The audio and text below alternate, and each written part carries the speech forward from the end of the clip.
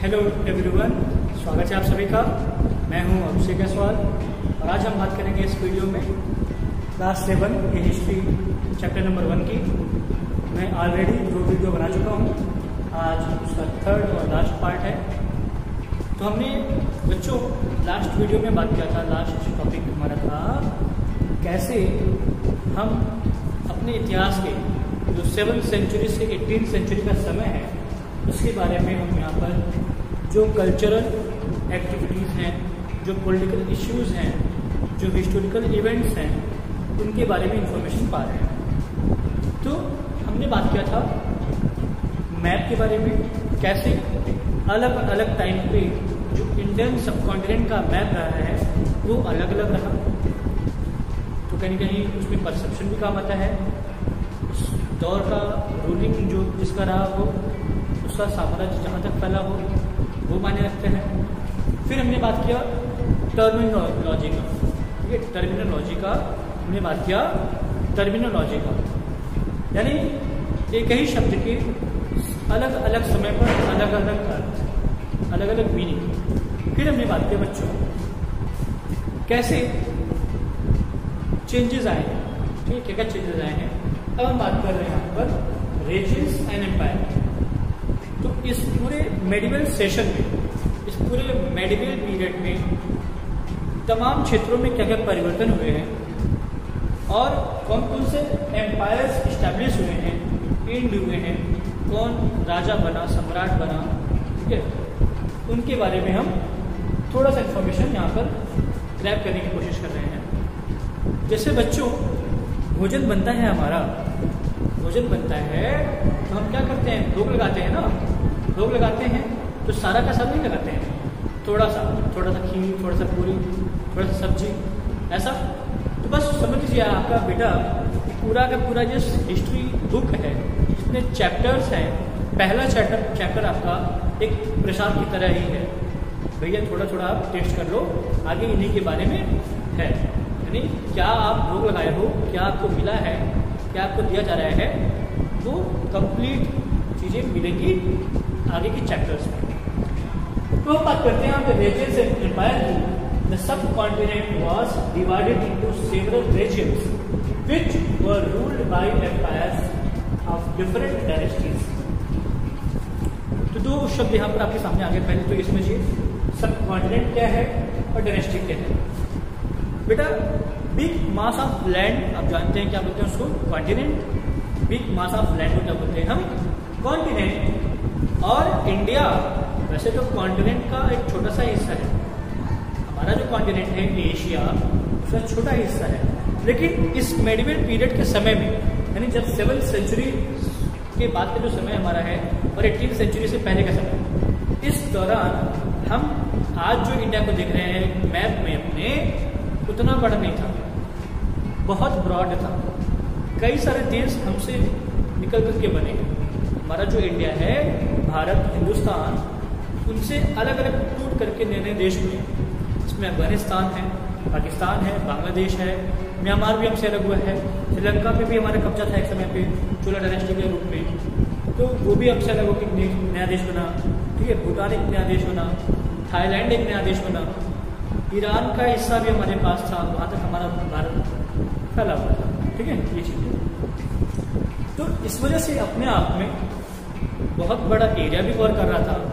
और भारत एक ऐसा जगह है, एक ऐसा देश है बच्चों जहाँ पर दुनिया के तमाम धर्म के लोग भारत में मिल जाते हैं। अलग अलग कल्चर को फॉलो करने वाले लोग, अलग अलग भाषा यानी लैंग्वेज को बोलने वाले लोग, अलग अलग एक्टिविटीज़ में पार्टिसिपेट करने वाले लोग, अलग अलग फेस्टिवल्स उनके हैं, ठीक है, क्रॉप फेस्टिवल हो गया, होली फेस्टिवल्स हो गए, वो मनाने वाले लोग। मीन्स एक पूरा diverse culture, diverse people, diverse ideology, diverse religion and diverse religion, सब कुछ के बाद भी भारत में सब कुछ तमाम चीज़ें बेहतर ढंग से चली आ रही हैं। इस वजह से इसको सबकॉन्टिनेंट। डायनेस्टी का मतलब होता है बेटा वंशानुगत, जनरेशन वाइज। जैसे कोई बिजनेस है, दादा या पापा चला रहे हैं, कल को बिजनेस कौन चलाएगा, आप चलाओगे, ठीक। जैसे आप देख पा रहे हैं कि आपके पापा कोई अगर बिजनेस कर रहे हैं तो मे भी वो बिजनेस उनके पिताजी ने चलाया हो, कि उनकी जिम्मेदारी को संभाल लिया आपके पिताजी ने, मे बी नेक्स्ट टर्म आप कैरी करोगे। तो डायनेस्टिकल चीज़ें यानी जनरेशन वाइज ट्रांसफर। ऐसे ही किंगडम जो होते थे, एम्पायर्स जो होते थे, राजा महाराजा, वो जब राजा बनते थे तो उनके फैमिली में और मोस्टली उनके बेटे वो राजा बनते थे अगली बार नेक्स्ट टाइम। तो ये सिस्टम को हम बोलते हैं डायनेस्टी, ठीक है, डायनेस्टी बोलते हैं। तो इस सब कॉन्टिनेंट में अलग अलग क्षेत्रों में अलग अलग एम्पायर्स थे, अलग अलग सम्राट रहते थे, इनका अपना किंगडम फैला हुआ था, ठीक है बच्चों। जैसे अगर हम बात करें भारत में के साउथ की तरफ चोला, पांडवन, राष्ट्रकूटा ऐसे नाम आते हैं। फिर धीरे धीरे 11वीं-12वीं सेंचुरी आते थे, 12वीं सेंचुरी आते आते बाहर से लोग आने शुरू हो गए थे। तो हम बात करते हैं लोधी वंश की, ठीक है, तुगलक वंश की, मुगल एम्पायर्स में बहुत सारे लोग आए। तो ये सारी चीज़ें हैं। तो अलग अलग एम्पायर्स भारत के अलग अलग क्षेत्रों में अपना किंगडम इस्टेब्लिश किए, उसको एक्सपैंड किए, ये चीज़। इस समय में during the period of 700 to 1750, जो कि लगभग हम 1000 साल को एक्सप्लोर कर रहे हैं, 1000 साल के इतिहास को पढ़ने की कोशिश कर रहे हैं, खंगाल रहे हैं क्या क्या चीज़ें हुई हैं, पता लगा रहे हैं क्या क्या चीज़ें हुई हैं, उसके बारे में है। There were important developments in religious tradition. तो क्षेत्र में बदलाव तो हुआ ही, जैसे क्षेत्र का बदलाव का मतलब जैसे अब मान लीजिए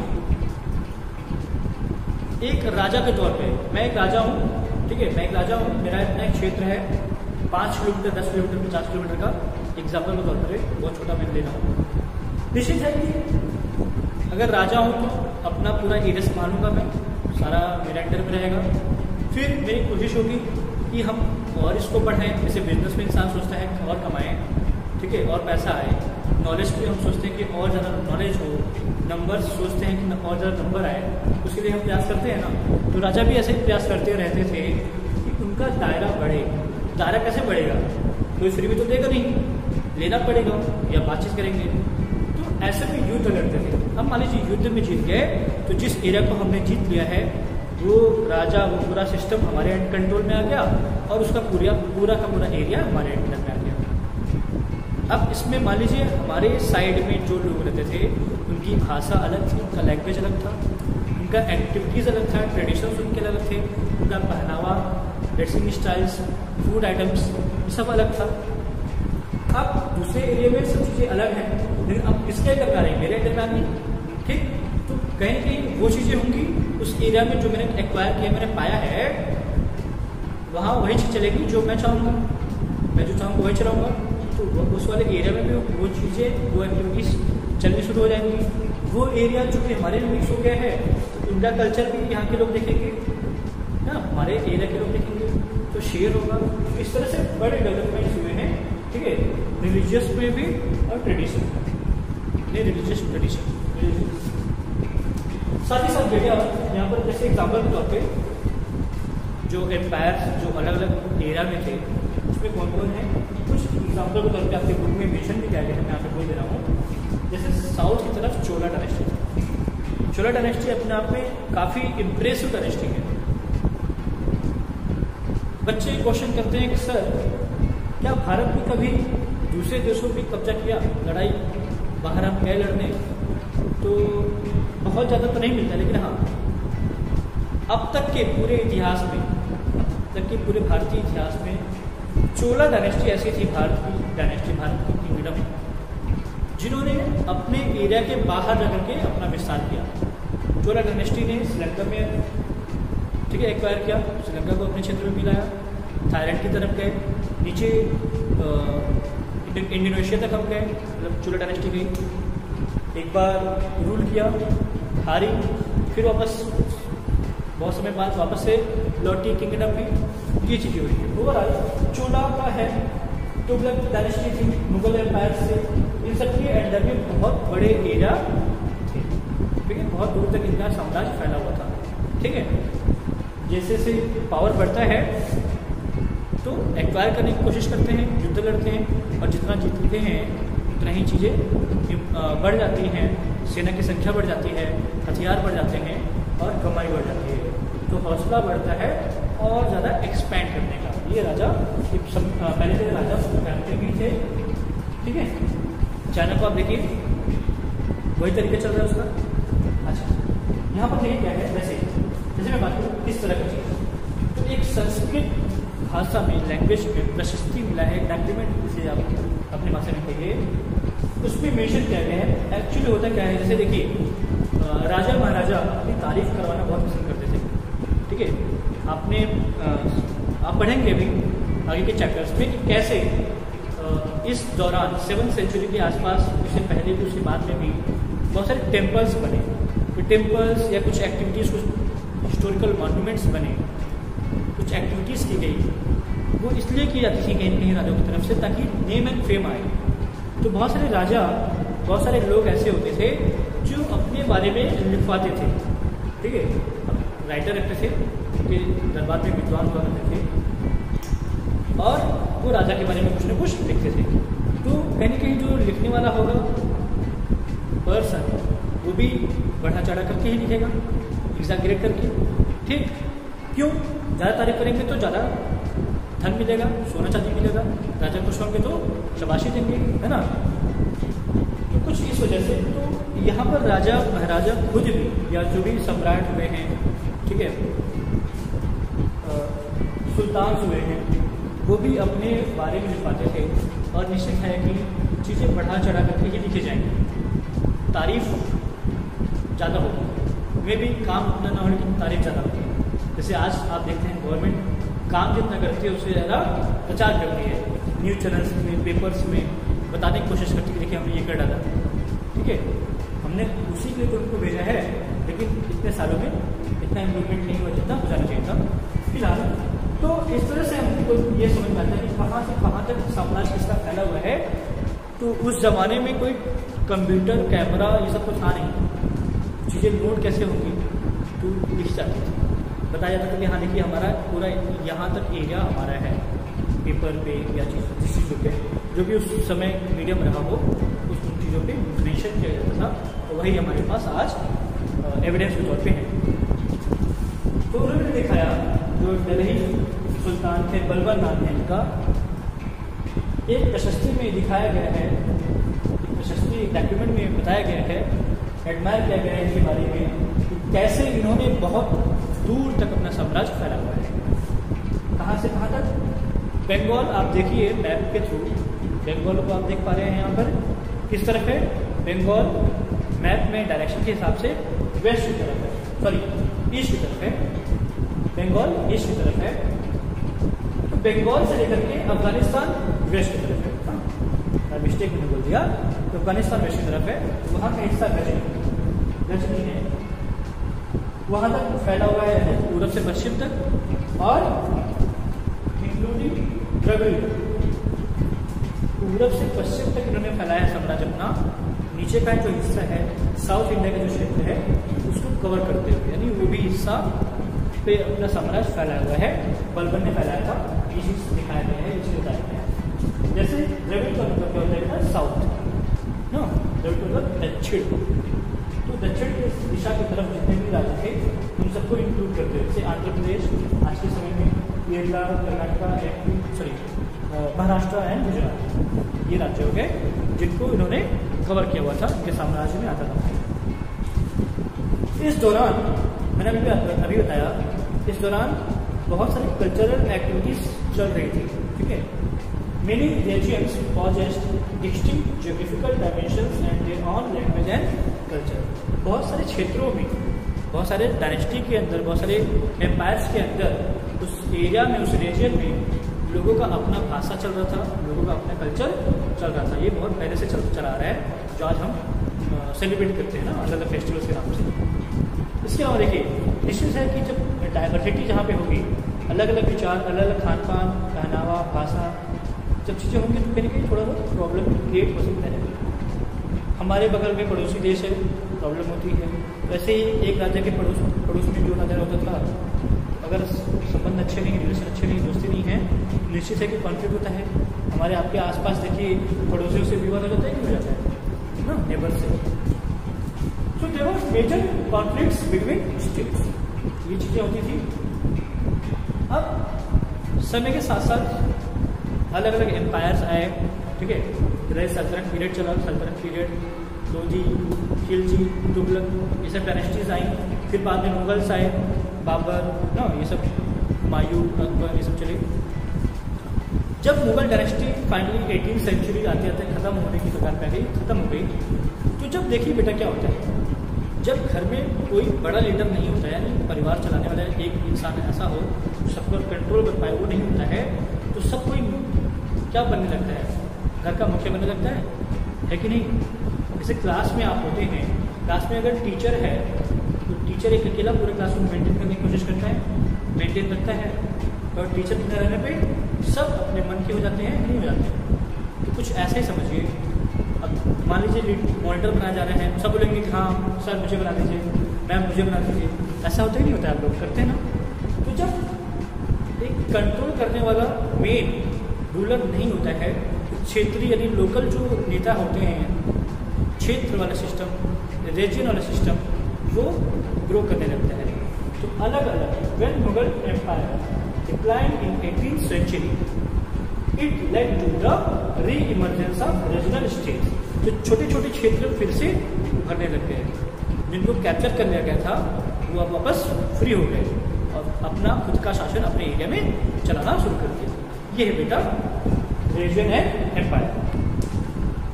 ओके, तो अब हम बात करते हैं आगे बच्चों अगले टॉपिक के बारे में, old and new religion. Old और न्यू रिलीजन के क्या मतलब होगा, कुछ पुराने धर्म और कुछ अब नए धर्म आएंगे, उनके बारे में हम पढ़ेंगे इन चैप्टर्स में जो आगे मिलने वाले हैं। अभी शॉर्ट में समझाया जा रहा है, शॉर्ट में बताया जा रहा है कि इस दौरान मेडिवल पीरियड के समय में नए नए धर्म आए, नए नए रिलीजन्स आए। आज के समय में मोस्टली मेनली 8 धर्म हैं, 8 religions are there in the world mainly. बाकी ट्राइबल्स का जो अपना तौर तरीका है, ट्रेडिशन है, उनका अपना धर्म है, वो अलग है। हिंदू, मुस्लिम, सिख, ठीक है, क्रिश्चियनिटी, जैनिज्म, बुद्धिज़्म, जूइश यहूदियों का, तो ये चीज़ें चल रही हैं। तो ओल्ड एंड न्यू रिलीजन का क्या मतलब हो गया, इस पूरे 1000 ईयर्स में मेजर चेंजेस होते हैं, खास करके धर्म के मामले में, साम्राज्य के मामले में, किंगडम के मामले में, रूलिंग के मामले में चेंज तो आए ही आए, साथ ही साथ धर्म पर भी बहुत इफेक्ट पड़ा। ठीक, कल्चरल एक्टिविटीज़ पे इफेक्ट पड़ा, सोशल इकोनॉमिक जो ऑर्डर होता था उस पर इम्पैक्ट हुआ, धर्म में काफ़ी बदलाव हुए। The 1000 years of history witnessed major developments in religious tradition। क्या क्या चीज़ें हुई, religion was often closely related to social and economic organization of local community। तो जो धर्म की बातें हैं, जो धर्म की बातें हैं वो कहीं न कहीं लोकल एरिया के जो सोशल लोग थे, ठीक है, सोशल इकोनॉमिक ऑर्गेनाइजेशन थे, जो ग्रुप थे, उन्हीं से ये चीज़ें मैटर करती थी। कुछ लोग हो गए जो इन्फ्लुएंसिंग है समाज में, उन्होंने जो कह दिया वही पूरा तौर तरीका हो गया समाज को फॉलो करने के लिए, बाकी लोग को फॉलो करने के लिए वही एक तरह से रूल और रेगुलेशन बना दिए। लोकल स्तर पे जो धर्म के बारे में सिखा पढ़ा रहे थे वो जो नियम बता दिए उसके आधार पर चीज़ें हो गई। धार्मिक किताबें जो भी जिस धर्म में थी, जिनमें कुछ बातें कही गई थी, उनको फॉलो करने की बातें हो गई। तो इनमें बदलाव आया। जैसे पहले क्या था, पहले लोग ऋषि मुनि के पास आते थे, वहाँ पर ऋषि मुनि ज्ञान देते थे, ठीक है, भक्ति के बारे में नॉलेज देते थे, ठीक है, कैसे रहना है, क्या करना है, कैसे डेवलपमेंट होता है। बाकी जो मिथोलॉजिकल चीज़ें हैं, इवेंट्स हैं, उनके बारे में बताते थे। अब धीरे धीरे बदलाव आ रहा है, लोग मान रहे हैं, जैसे शिव को मानते हैं, दुर्गा जी को मानते हैं, विष्णु को मान रहे हैं। अब साथ ही साथ कुछ और डिटीज जो हैं, ठीक है, कुछ और मूर्तियाँ, कुछ और देवी देवताओं की पूजा शुरू हो गई। ठीक, जैसे अग्नि देवता की पूजा हो रही थी, जल के रूप में एक देवी के रूप में हो गया, ठीक है। ऐसे तमाम अलग अलग क्षेत्रों में अलग अलग लोगों का जो ग्रुप था वो अलग अलग लोगों को अपना डिवोटी मान रहा था, उनके डिवोटी बने थे, अपना धर्म बना के चल रहे थे।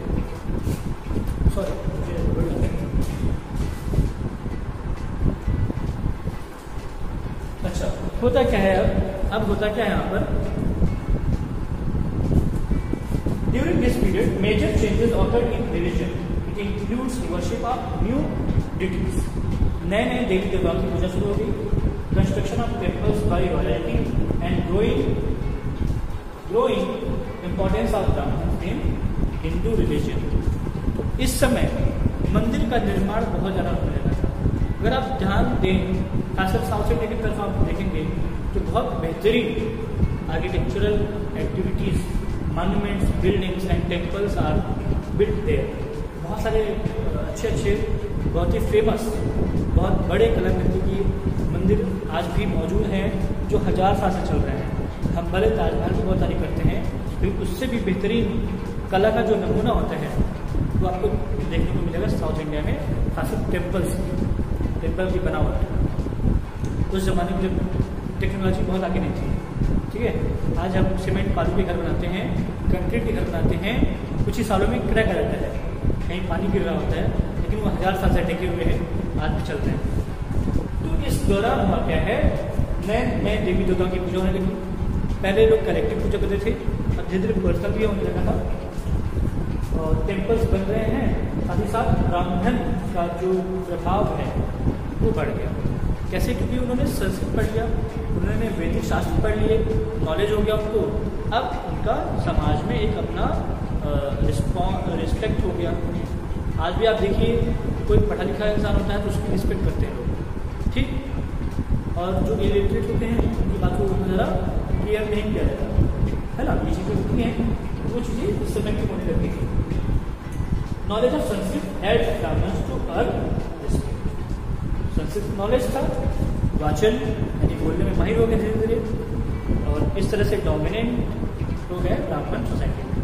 उन्होंने बताया वैदिक शास्त्रों में, उन्होंने स्मृतियों में, पुराणों में क्या क्या लिखी गई बातें लिखी गई हैं, हमें क्या क्या चीज़ करना चाहिए, कैसे रहना चाहिए, ठीक है। वो जीवन जीने का तरीका सिखाते थे, अच्छी चीज़ थी। बाद में चले होगा। अच्छा, आज के ज़माने में तो हम समझते हैं हिंदुत्व, हिंदू धर्म, ठीक है, हिंदुत्व। और उस ज़माने में जो हिंदू धर्म का तरीका था, हिंदुत्व था, सनातन धर्म था, उसके मायने भी धीरे धीरे अब बदलने लग गए थे। इसमें भक्ति मूवमेंट चला था, भक्ति इमरजेंसी, ठीक है। भक्ति का जो तरीका है वो अलग हो गया। पहले क्या था, लोग धार्मिक जगह पर यानी टेम्पल्स में जाते थे पूजा करने के लिए, ठीक। पुजारी यानी ब्राह्मण, जो ऋषि मुनि हैं, जो जैसे भी समझिए आप, जो इन एक्टिविटीज़ को कराते थे, पूजा पाठ करवाना, कैसे पूजा करना है, कैसे क्या करना है। अब लोगों का भक्ति मूवमेंट जब शुरू हो गया, लोग खुद से ईश्वर को याद करने लग गए। यानी जरूरी नहीं था के लिए कि मंदिर जाकर के ही भक्ति की जाए, पूजा पाठ की जाए। अब घर में बैठ करके चिंतन मनन कर करके, सोच करके, राम नाम जपते हुए, ठीक है, अल्लाह जपते हुए, गुरु नानक जपते हुए, अपना जो भी लोगों का है वो मन में घर में ही रह करके काम भी करते रहे। पहले क्या था, लोग संन्यास लेते थे, समाज से, घर से दूर जंगल में रह करके तपस्या करते थे। अब क्या हो गया, भक्ति मूवमेंट के तहत घर में ही लोग रह करके अपना सामाजिक जिम्मेदारी, जो रिस्पॉन्सिबिलिटी है उसको उठाते हुए, सारा काम करते हुए भी ईश्वर को याद करते थे, ईश्वर की पूजा पाठ करते थे, जैसे आज हम घरों में करते हैं। और साथ ही साथ नए नए धर्म यहाँ पर इमर्जेंस होते हैं, नए नए धर्म आते हैं। जैसे इस्लाम धर्म 7th सेंचुरी में आया, ठीक है। इस्लाम धर्म 7th सेंचुरी में इंडिया में आया, जैसे 5th सेंचुरी में शुरू हो गया था। अच्छा, कहीं ना कहीं देखिए, आज भी अगर आप देखें कल्चर एक्टिविटीज़ कैसे पता चलते हैं कि साउथ इंडिया में लोग क्या करते हैं, नॉर्थ ईस्ट में क्या करते हैं, दूसरे देशों में कैसे लोग रहते हैं, क्या खाते हैं, क्या पीते हैं, कैसे पूजा पाठ करते हैं, क्या तरीका है उनका। तो कहीं ऐसा होगा, जब कोई इंसान, जैसे हम बॉम्बे जाएँ, पंजाब जाएँ, ठीक है, केरला जाएँ, जब वहाँ हम जाएंगे तो वहाँ की एक्टिविटीज़ को देखेंगे ना, और हमको कुछ लगेगा नया, कुछ डिफरेंट, खासा पहनावा, खान पान। तो हम जब वहाँ रहेंगे तो कहीं ना कहीं ऑटोमेटिक, बिना बोले, बिना पूछे, बिना मांगे वो एक्टिविटीज़ हम भी करने लग जाते हैं, वो चीज़ें खाने लग जाते हैं, वैसा ड्रेसिंग स्टाइल अपना लेते हैं, ठीक है, कल्चर अपना लेते हैं, उस कल्चर में हम भी शामिल हो जाते हैं। फिर हम अपने क्षेत्र में आते हैं, बताते हैं कि हाँ देखिए वहाँ ऐसे रहते हैं लोग, वहाँ इस चीज़ को ये नाम से बुलाते हैं, जैसे बैंगन हो गए तो ब्रिंजल बोलेंगे, भाटा बोलते हैं, ऐसा कुछ एग्जाम्पल है ना। तो इस तरह से तो चीज़ें शेयर होने लग गई। इसी तरह धर्म भी यहाँ पर आना शुरू हो गया, because of migrants and merchants. व्यापारी व्यापार करने दूसरे देश में जाते थे, ठीक है। माइग्रेंट्स आप आजकल सुन रहे हैं शब्द, एक क्षेत्र का इंसान दूसरे क्षेत्र में चला जाए, चाहे पढ़ाई चाहे कमाने के लिए, उसको बोलते हैं विस्थापन, यानी वो अपना जगह छोड़ के दूसरी जगह चला गया, दैट इज कॉल्ड माइग्रेंट, ठीक है।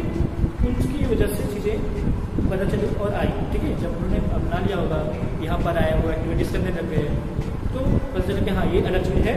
और इस तरह से इस्लाम धर्म भी यहाँ पर आया। तो इस्लाम was patronised by many rulers, और देश में बहुत सारे रूलर्स थे जिन्होंने इस्लाम धर्म को अपना लिया, इस्लाम का तौर तरीका सब सीख लिया, अपना लिया। तो इस्लाम, जैसे आप देखिए हिंदू धर्म में लोग अपने अपने ढंग से चीज़ों को बताते हैं कि हाँ जरूरी नहीं कि हम ऐसे रह ही रहें, ईश्वर की पूजा जरूरी नहीं कि अगरबत्ती होती है चला के करें, मन में कर लिया तो भी ईश्वर खुश हो जाते हैं, ठीक है। हमें अच्छे काम करने चाहिए तो वहाँ भी ईश्वर का वास है, साफ सफाई करिए तो ईश्वर आते हैं, ऐसा बोलते हैं ना घरों में सिखाया जाता है। इसी को तो संस्कार कहते हैं ना, इसी को संस्कार कहते हैं। अब लोगों ने अपने अपने ढंग से इसको इंटरप्रेट कर दिया कि जरूरी नहीं कि रामायण में जैसे हुआ था। अब लोग क्वेश्चन नहीं करते हैं कि राम ने रावण को क्यों मार दिया, रावण जो ब्राह्मण थे उनको नहीं मारना चाहिए था, वो अलग चीज़ें होंगी लोग। लेकिन लोग क्या है, अब इंटरप्रेट करते हैं अपने अपने ढंग से, अपने अपने सहूलियत के हिसाब से, जो उनको सूट करता है उस हिसाब से सूट होते हैं, ठीक। खाना पीना है, घूमना है, कुछ भी समय रहेगा, पूजा पाठ के लिए अरे मन में होगी बहुत है, ईश्वर जो नहीं, ये नहीं, ईश्वर ने ये नहीं कहा है, अल्लाह ने ये नहीं कहा है आप मस्जिद जाओ, मंदिर में जाओ तभी पूजा माना है। आज लोग इस ढंग से बोलने लगते हैं ना।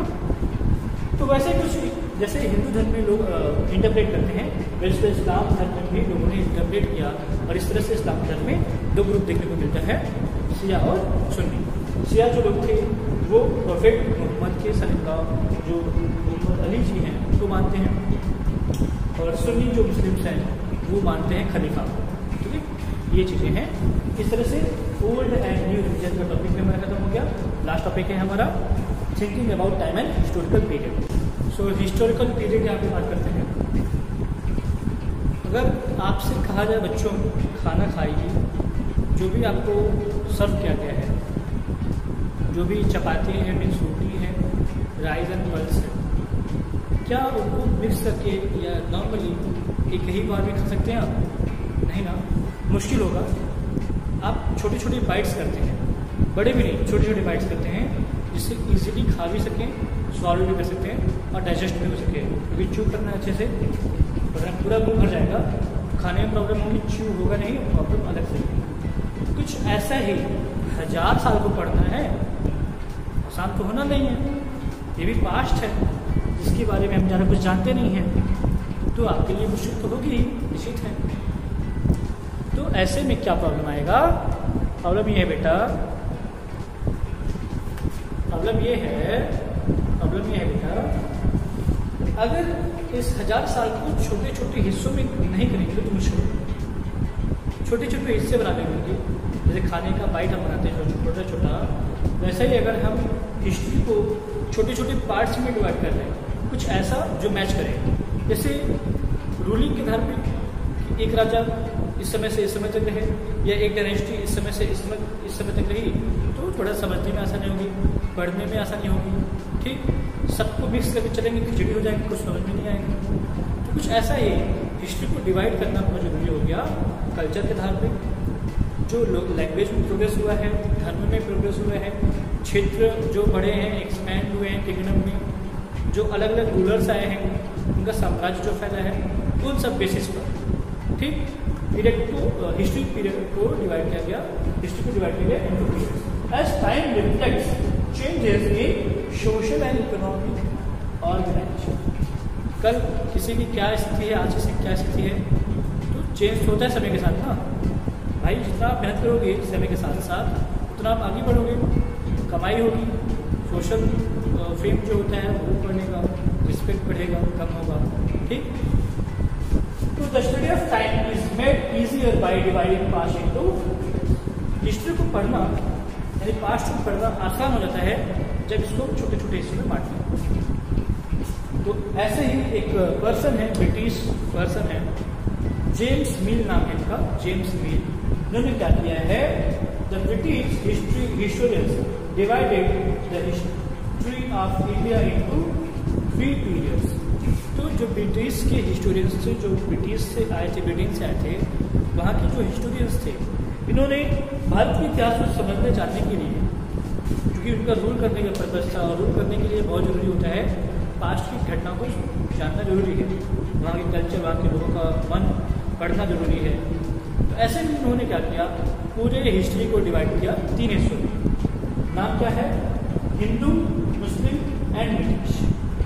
जो डिवाइड किया 3 पीरियड्स में जेम्स मिल ने, उसका नाम था हिंदू, मुस्लिम एंड ब्रिटिश। ऐसा क्यों उन्होंने नाम दिया? ये धार्मिक रंग के क्यों दिया? तो ऐसा नहीं कि उन्होंने रिलीजियस एंगल निकाला। उनका था कि भारत में जब पहले से लोग थे, जो भारत के ही लोग थे, जब अपने क्षेत्र में रूल कर रहे थे, तो सभी हिंदुस्तानी थे, यानी सभी भारतीय थे, जो अपने अलग अलग क्षेत्रों में अलग अलग राजा के रूप में जाने जाते थे, जैसे राजपूताना, मराठा, है ना, इस तरह से। उसके बाद एक समय ऐसा आया जब बाहर से लोग आए, मुस्लिम शासक आए, सल्तनत पीरियड चला, मुगल पीरियड चला, सब मिलाकर के लगभग 600 साल तक चला, 700 साल तक, ठीक है। तो उसलिए उस पूरे सिस्टम को उन्होंने अलग कर दिया। फिर जब ब्रिटिशर्स आए हैं तो उसमें क्या चीज़ें हो रही हैं, क्या चेंजेस हो रहे हैं, क्या डेवलपमेंट हो रही हैं, उसके लिए उन्होंने नाम दिया ब्रिटिश। तो इस वजह से हिंदू, मुस्लिम में ब्रिटिश नाम रखा इस पूरे सेशन का, जो इंडियन हिस्ट्री थी। Most historians look to economic and social factors to characterise the important element of past.